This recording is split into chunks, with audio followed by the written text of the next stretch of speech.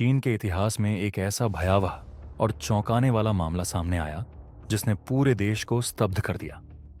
यह है Nanchang serial murder case, जिसमें 1990 के दशक से लेकर 2012 तक कई लोग अचानक गायब हुए और बाद में उनकी क्रूर हत्या की खबरें सामने आईं। घटनाओं की शुरुआत 1990 के दशक में चीन के जियांगशी प्रांत के नानचांग शहर में अचानक युवा महिलाओं के गायब होने की घटनाएं बढ़ने लगीं।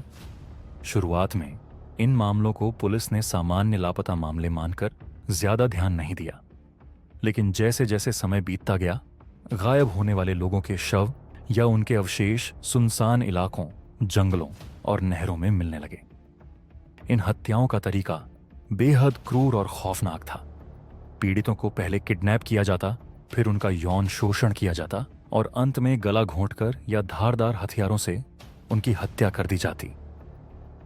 शवों को काटकर कई बार टुकड़ों में फेंक दिया जाता था। पुलिस की शुरुआती मुश्किलें। पुलिस के लिए यह मामला बेहद चुनौतीपूर्ण था। हत्याओं का कोई स्पष्ट पैटर्न था, जिससे यह पता लगाना मुश्किल हो रहा था कि अपराधी कौन है। अपराधी पीड़ितों को अलग अलग समय और स्थानों से चुनता था। नानचांग का क्षेत्र घना और जटिल था, जिससे अपराधी को भागने में आसानी होती थी। उस समय डीएनए तकनीक और निगरानी व्यवस्था उतनी उन्नत नहीं थी, जिससे पुलिस के पास सबूत इकट्ठा करने के साधन सीमित थे।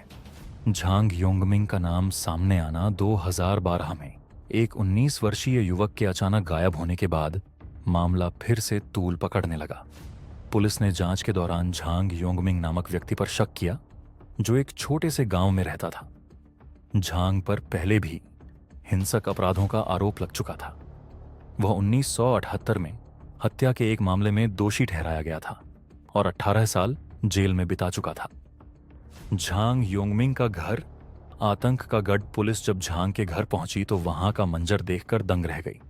घर के अंदर मानव हड्डियों और अवशेषों के टुकड़े पाए गए। फ्रिज में मानव मांस रखा हुआ था, जिसे झांग ने कथित तौर पर सुअर का मांस बताया था। पड़ोसियों ने बताया कि झांग अक्सर अपने घर के पास सूखे मांस के टुकड़े लटकाता था और दूसरों को खाने के लिए देता था। झांग की स्वीकारोक्ति। पुलिस हिरासत में झांग ने 20 से अधिक हत्याएं करने की बात कबूल की। उसने बताया कि वह अपने शिकार को फुसलाकर अपने घर लाता, उन्हें मारता और फिर उनके शवों के टुकड़े करता। झांग ने कई बार मानव मांस खाने की बात भी मानी, जिससे यह मामला और भी खौफनाक हो गया। समाज पर प्रभाव इस मामले ने नानचांग और आसपास के क्षेत्रों में दहशत फैला दी।